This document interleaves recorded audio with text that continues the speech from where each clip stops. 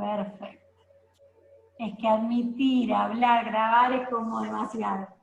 Bueno, entonces continuamos, ¿sí? Entonces nosotros en este caso, esta economía nos dio que no había crecido en términos económicos.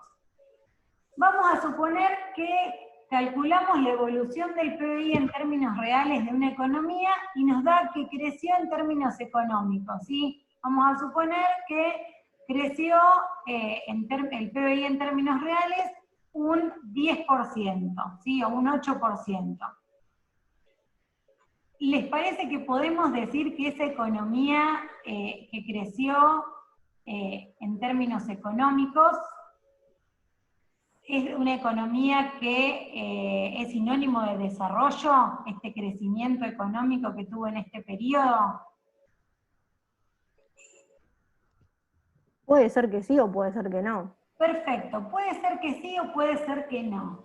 Crecimiento económico y desarrollo económico, si bien son conceptos que están muy relacionados, no son sinónimos. Una economía puede crecer en términos económicos, su PBI en términos reales creció un 5%, pero eso no le garantiza que haya desarrollo económico. El desarrollo económico es mucho más abarcativo que el mero crecimiento económico. Para que podamos hablar de desarrollo económico, obviamente que es necesario crecimiento económico, o sea, que el PBI en términos reales crezca, pero ese crecimiento económico tiene que ir acompañado de otras cosas, ¿sí? Cuando yo hablo de desarrollo económico, estoy hablando del bienestar de la población, ¿sí? De mejorar la calidad de vida de los habitantes de un territorio. Entonces, para poder hablar de desarrollo económico, ese crecimiento económico tiene que ir acompañado, por ejemplo, con una mejora en la infraestructura sanitaria, una mejora en la salud pública, una disminución del índice de analfabetismo, una disminución de la mortalidad infantil, una mayor seguridad jurídica. Sí, tiene que ir acompañado de otras cuestiones que mejoran la calidad de vida de la población. Entonces, si el PBI en términos económicos crece, pero se concentra ese ingreso en pocas manos y cada vez hay una mayor brecha entre ricos y pobres, si no se ven mejoras en salud, seguridad, educación, ¿sí? En las áreas más relevantes de la economía, va a haber crecimiento económico, pero no se va a desarrollar esa economía, ¿sí? Entonces, para desarrollarnos necesitamos crecer en términos económicos para tener los recursos para todo el resto, pero se tiene que traducir en otro tipo de mejoras en la población, ¿sí? Y el desarrollo, nosotros recién medimos crecimiento económico a través de la evolución del PBI en términos reales. Cuando nos queremos acercar más a intentar medir el desarrollo económico, hay otro indicador, que algo vimos la clase pasada, que es el PBI per cápita, ¿sí? El PBI por habitante. Nosotros para calcular el PBI per cápita, al PBI lo vamos a dividir por la cantidad de habitantes que tiene esa economía. Y ese valor del PBI per cápita me dice la renta promedio que tiene cada habitante de la economía, ¿sí? No quiere decir obviamente que todos ganen eso, porque obviamente es un promedio, algunos ganarán más, otros ganarán menos, pero sí, si yo comparo dos economías y una tiene un PBI per cápita del doble que la anterior, infiero que está más desarrollado, que tiene esa población un mejor nivel de vida que la renta promedio es de la mitad, ¿sí? Por supuesto, después ya vamos a ver la clase que viene cuando desarrollemos distribución del ingreso, que también hay economías que tienen una distribución del ingreso más equitativa, otras economías cuyo por ahí nivel de renta per cápita es alto, pero está muy concentrado en pocas manos. Obviamente, hay cuestiones particulares que se pueden ver en cada economía, pero en principio, a mayor renta per cápita o PBI per cápita, se infiere un mayor nivel de desarrollo, ¿sí? Y también podemos medir la evolución de la renta per cápita entre diferentes periodos. Otra cosa también importante es que el PBI puede estar creciendo, pero por ahí la población creció más que proporcionalmente. Entonces, se crece en términos económicos, pero cuando lo reparto por una mayor cantidad de habitantes, el ingreso promedio baja.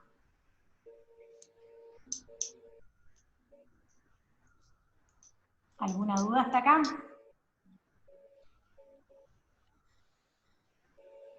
Entonces, básicamente, lo que me importa que les quede Profe, claro es... no me quedó en claro bien lo de crecimiento. Bien. Crecimiento económico, ¿cómo medimos el crecimiento económico? Profe, ¿se te enloqueció la pantalla? Me anda muy mal internet. Ahí está. ¿Ahí se ve Sí, bien? se nota porque se te escucha cortado. Sí, me anda Sí, se ve malísimamente bien, mal profe. internet. Ya tuve problemas desde la primera vez que nos conectamos, me tardó un montón. Bien, entonces les voy a precisar crecimiento económico, ¿sí? El crecimiento económico de una economía lo vamos a medir a través de la evolución del PBI en términos reales, que fue el ejemplito que vimos. Yo calculé el PBI para 2 periodos, en pesos de un mismo periodo, y después hice la variación porcentual, ¿sí? En el ejemplo que vimos nos había dado negativo 0,5 o 50%, en ese caso la economía había decrecido en un 50%. Si esa variación porcentual del PBI reales entre 2 periodos nos da positivo, eso significa que el país creció en términos económicos y el valor que nos dé va a ser el porcentual en el que creció. No es lo mismo crecer al 2% que al 8% o que al 12%, ¿no? Nos da una mayor tasa de crecimiento cuanto mayor es el valor que nos da. Entonces, lo que yo les quería mostrar es que es importante que haya crecimiento económico, o sea, que esa tasa nos dé positiva, pero eso no necesariamente se traduce en desarrollo económico, que ya es un poco más cualitativo, por así decirlo, porque tiene que ver con el bienestar de la población. Y una manera de medirlo cuantitativamente era usando el PBI per cápita o la renta promedio per cápita. No sé si quedó claro lo de crecimiento económico. Sí, ahora lo entendí. Muchas gracias. Profe, Sí. ¿se puede decir que si hay desarrollo es porque hay crecimiento económico o puede haber casos en los que no sea así? En realidad puede haber casos, pero es muy raro que un país que esté en decrecimiento económico pueda desarrollarse, porque si producen menor cantidad de Claro, por eso. servicios finales, en general por ahí o recorta las horas extras, o tiene que despedir trabajadores, se genera desempleo, Ok. baja el consumo, podría llegar a darse el caso, pero en general se necesita el crecimiento económico como base para el desarrollo. No lo garantiza, podemos tener crecimiento económico y no desarrollo, pero es muy importante el crecimiento económico, porque si eso se administra bien, se traduce en un desarrollo. Ok, gracias. No, de nada. O sea, es por ahí medio complejo todo, pero vayan preguntando, lo vamos viendo. Por ahí son temas que no es tan sencillo de comprender. En el último tiempo se puede analizar por ahí más el tema, sobre todo del desarrollo, en un enfoque más multidimensional, ¿sí? Que meramente poner el foco en lo económico. Entonces, hace algunos años se desarrolló el Índice de Desarrollo Humano, ¿sí? El IDH.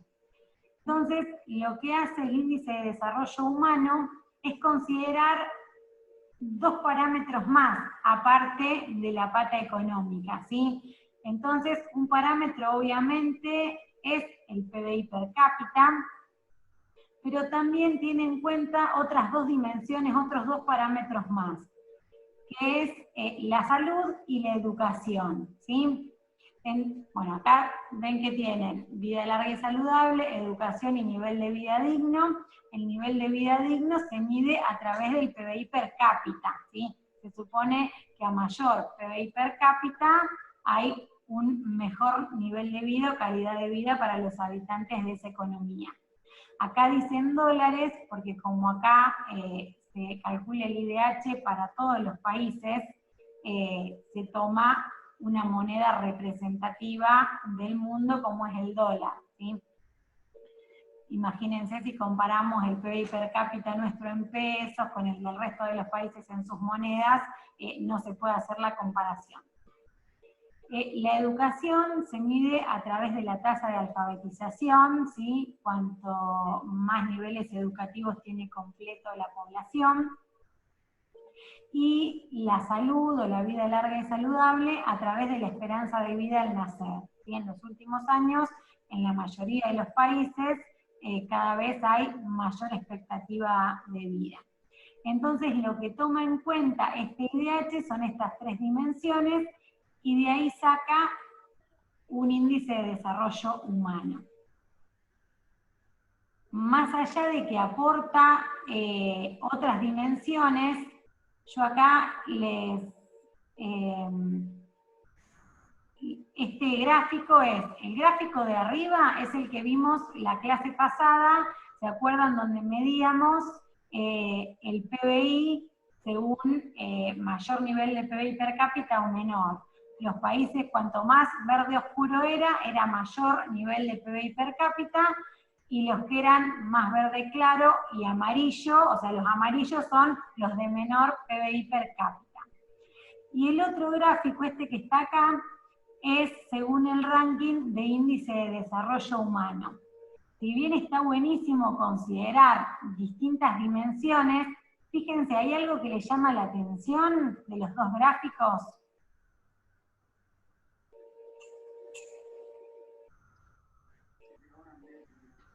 Profe, yo veo uno solo. Me llama la atención que en el continente se me está tirando la en el continente africano se ve todo rojo. Perfecto, o sea, los dos, o sea, es un solo gráfico, pero en realidad yo me refería a esta parte que es la de PBI per cápita, y a esta que es la de... Claro, hay dos mapas. Sí, claro, no me... mostrar juntos para que lo puedan visualizar mejor.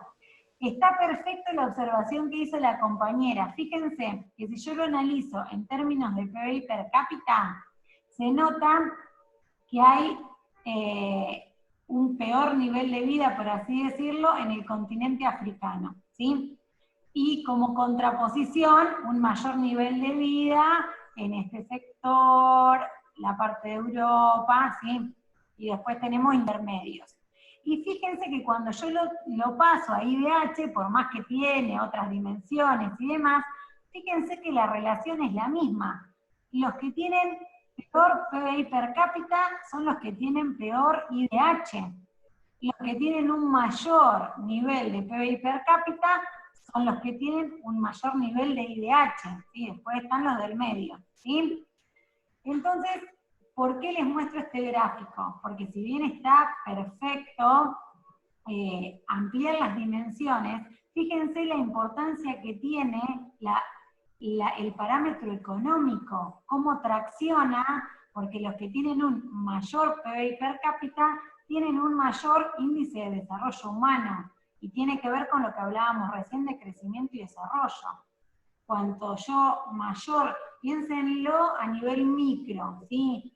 No es lo mismo si yo tengo un ingreso de 10.000 pesos por mes, que si tengo un ingreso de 60.000 pesos por mes o de 200.000 pesos por mes. Seguramente, a mayor nivel de ingreso, voy a poder brindar una educación de mayor calidad a mis hijos, voy a poder acceder a un mejor sistema de salud, ¿sí? Entonces, si bien está perfecto, pero fíjense cómo tracciona la parte económica, ¿sí? El parámetro económico. Y por ahí gráficamente se ve mucho mejor.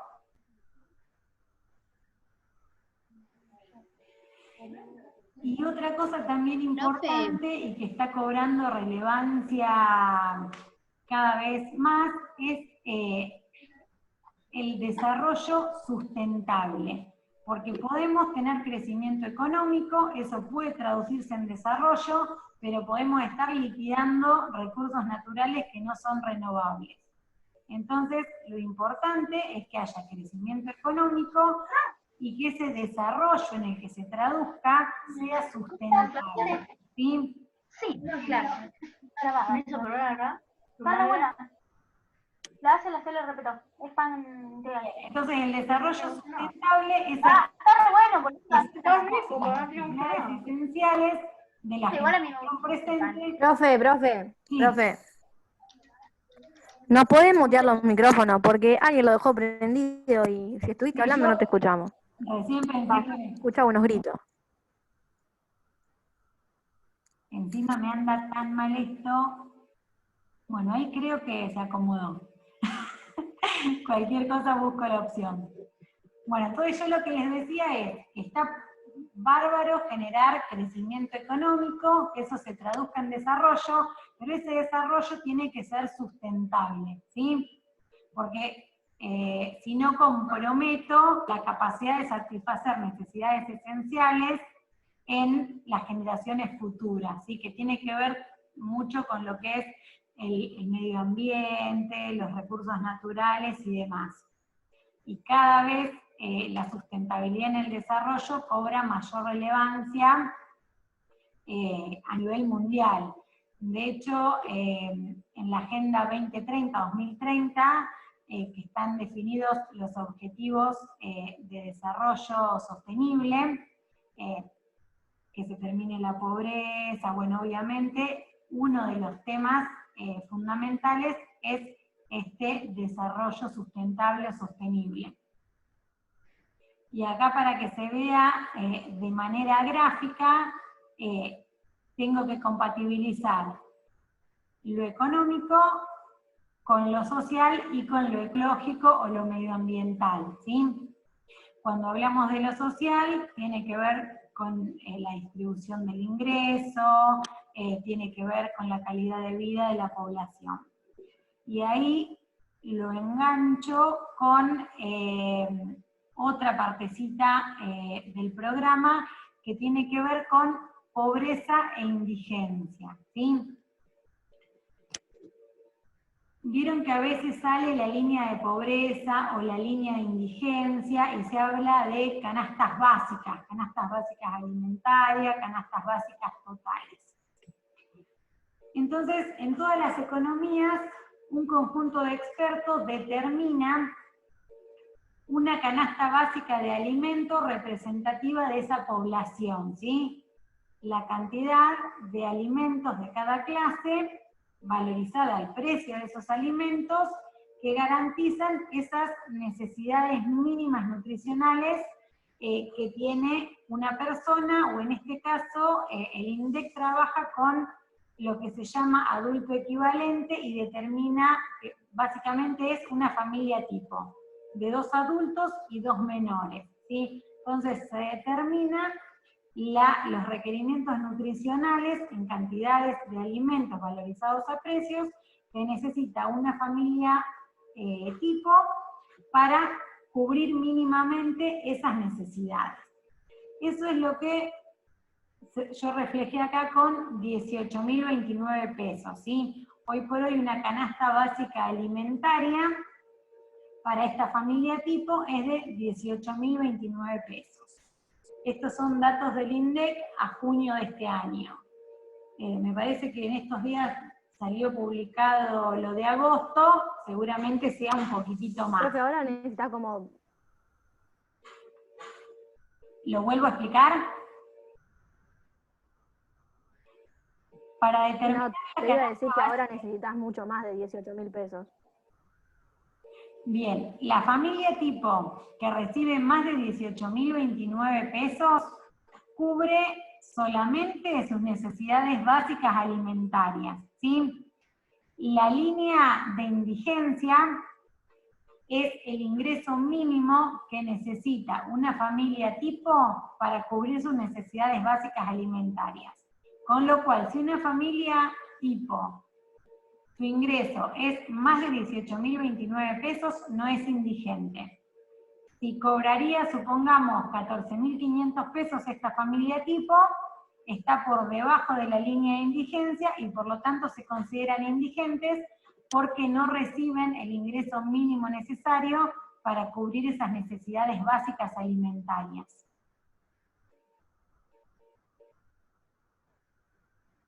Fíjense que a la Profe, y derecha... los 43, no escuché eso. Sí, No sé si... escucho muy bajito. Los 43, ¿qué dijo que era? No alcancé a escuchar. No, ahí todavía no llegué. Eso Perdón, pensé que lo había dicho y no había escuchado. Perdón. No, me está funcionando re mal, estoy con un montón de delay. Pero eso todavía no llegamos. Ahora sí, pasamos entonces a la canasta básica total. En la canasta básica total, además de las mismas necesidades básicas alimentarias mínimas, básicas, acá no estamos hablando de ningún lujo, estamos hablando de lo mínimo indispensable. Pero a esta canasta básica alimentaria le sumo otros bienes y servicios que no son alimentos, ¿sí? Que tienen que ver con vestimenta, vivienda, ¿sí? También básico, no es el alquiler de una casa, o sea, es siempre bien básico porque esto nos va a determinar la línea de indigencia, la canasta básica alimentaria, y la línea de pobreza, la canasta básica total. Entonces, dentro de la canasta básica total, tenemos estas cantidades de alimentos básicos e indispensables valorizados al precio, y otros bienes y servicios no alimentarios valorizados a los precios también.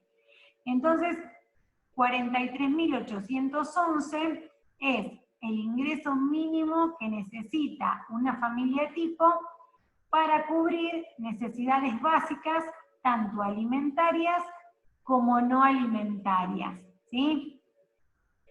Entonces, una familia tipo que gana 35.000 pesos mensuales no es indigente, ¿sí? Porque cubre las necesidades básicas alimentarias valorizadas en 18.029 pesos. Pero se encuentra por debajo de la línea de pobreza. No es indigente, pero es pobre, porque no llega a cumplir otras necesidades básicas distintas a los alimentos, ¿sí? La familia tipo que recibe más de 43.811 pesos está por encima de la línea de pobreza, si no se considera pobre, ¿sí? ¿Se entendió más o menos?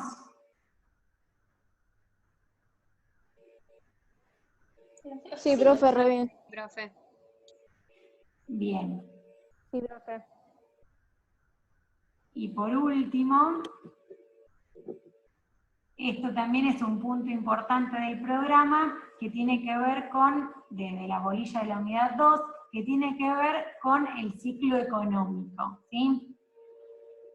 Fíjense que en este eje tenemos el PBI y en este eje tenemos 2000, 2010, 2000, o sea, todos los periodos, ¿sí?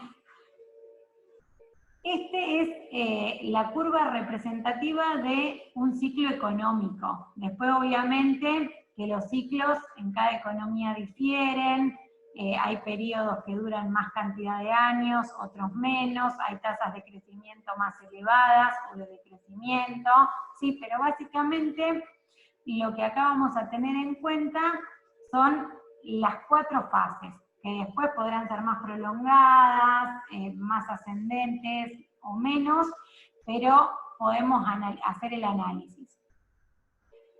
Fíjense que yo acá tengo esta línea ascendente del PBI, que se llama recuperación o expansión.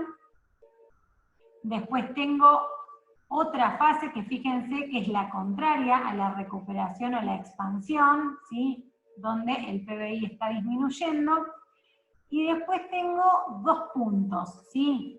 Cima o auge, donde este PBI que viene creciendo encuentra un pico máximo a partir del cual comienza a decrecer, y un fondo, que es cuando el PBI, que ya viene en forma descendente, alcanza un valor mínimo a partir del cual se recupera o comienza a crecer. Algo importante antes de seguir. Este PBI, ¿sí? ¿Es el PBI en términos nominales o el PBI en términos reales? Lo que representa... ¿En términos reales? Perfecto, en términos reales. Eso es fundamental. Yo hago hincapié, pero en exámenes orales se lo sabían explicar perfecto. Ahora, cuando se les preguntaba cuál era, decían en términos nominales y era lo mismo que nada, porque todo lo que habían explicado era de gusto, ¿sí? A mí siempre lo que me interesa cuando yo analizo, fíjense que yo acá lo que estoy analizando es si la economía está creciendo, está decreciendo. Entonces fíjense en el ejemplo que yo les mostraba, el PBI en términos nominales nos daba que de 10.000 pasaba a 20.000, se duplicó el PBI en términos nominales, pero cuando lo comparábamos en términos constantes o reales, veíamos que íbamos en picada. Entonces no es un mero término, ¿sí? Es importante que acá tengamos en cuenta que lo que tengo que analizar es el PBI en términos reales, ¿sí? Y de estas 4 fases del ciclo, les voy a decir las características más importantes que tiene cada una, ¿sí? En la fase de expansión o de recuperación, fíjense, el PBI en términos reales está aumentando. Fíjense el impacto que va a tener esto en las variables macroeconómicas más importantes, ¿sí? El consumo aumenta, las empresas como aumentan su producción, bueno, obviamente contratan más trabajadores, se reduce el desempleo, pero a su vez compran más insumos, hay optimismo entre los empresarios, entonces se favorece la inversión, ¿sí? Cuando llegamos a la cima o auge, a este puntito, donde el PBI en términos reales venía creciendo y alcanza su máximo, todas estas variables que venían incrementándose, como dijimos, venía subiendo el consumo, subiendo la inversión, alcanzan un punto máximo. Fíjense la diferencia. La expansión o recuperación es un periodo que podrá ser más largo o más corto, pero es un periodo de tiempo. En cambio, la cima o auge, como también el fondo, es un momento determinado, es el punto de inflexión entre ese crecimiento económico y una recesión, ¿sí? Entonces, el consumo alcanza su máximo, la inversión alcanza su máximo. Ahora, el desempleo, que en este tramo de expansión venía descendiendo, venía bajando el desempleo, cuando llego a la cima, el desempleo alcanza un mínimo. Porque ¿qué va a pasar a partir de este punto? La economía comienza a decrecer, ¿sí? Entonces el PBI en términos reales empieza a bajar, baja el consumo, las empresas tienen que reducir horas extras o despedir trabajadores, entonces el desempleo va a empezar a aumentar. Acá fue un mínimo y a partir de acá seguramente empieza a incrementarse. Hay incertidumbre, entonces no están tan proclives a invertir en los empresarios, y llegan de vuelta a un fondo, ¿sí? Al punto mínimo, donde ese PBI en términos reales que venía bajando alcanza un mínimo, el consumo alcanza un mínimo, la inversión alcanza un mínimo, el desempleo toca su máximo, y a partir de ahí la economía se recupera, ¿sí? Entonces volvemos a una fase de recuperación o expansión, y así el ciclo va teniendo oscilaciones. Hay periodos que se crece, hay periodos que que no hay crecimiento económico, por ahí puede haber una etapa de crecimiento económico que dure más o menos. Pero básicamente lo importante es analizar como variable la evolución del PBI en términos reales y más o menos poder ver las características de cada una de las fases. A veces por ahí se pide que relacionen PBI o ingreso con desempleo, y por ahí no saben para dónde salir, y básicamente es que en la fase expansiva el PBI crece y el desempleo baja, en la cima o auge el PBI alcanza el máximo, el desempleo el mínimo, en la recesión el PBI está bajando y el desempleo está aumentando, y en el fondo el desempleo alcanza el máximo y el PBI alcanza su mínimo. Y es hacer como como un poco de análisis de lo que venimos viendo, cómo se comportan dos variables a lo largo de cada fase del ciclo. ¿Alguna duda de esto?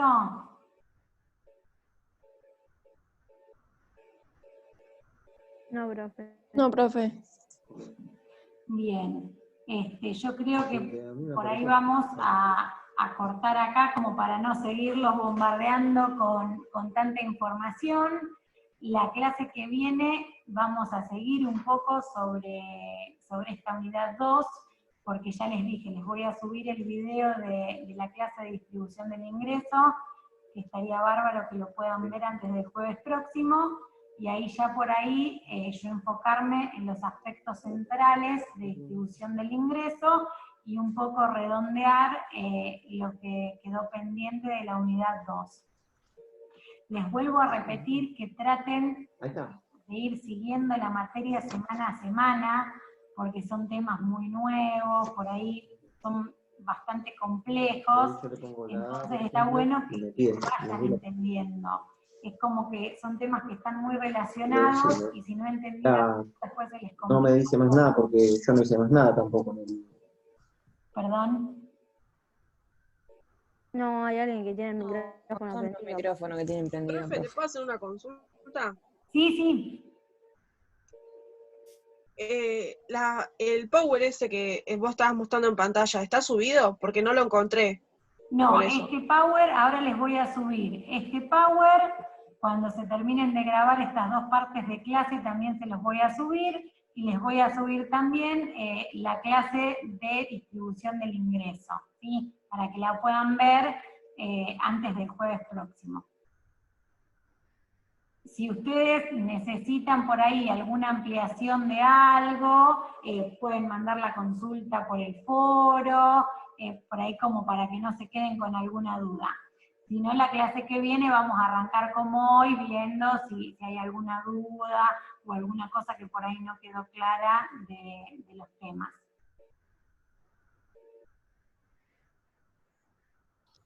Genial, profe. Gracias, profe. Bueno, ¿ninguna otra duda? Gracias. Bueno, espero no haberlos dejado muy mareados con todas estas cuestiones. Bueno, si no hay dudas, nos vemos el jueves que viene seguramente a las 17 horas. Perfecto. Bueno, profe. Profe, chao. No, adiós.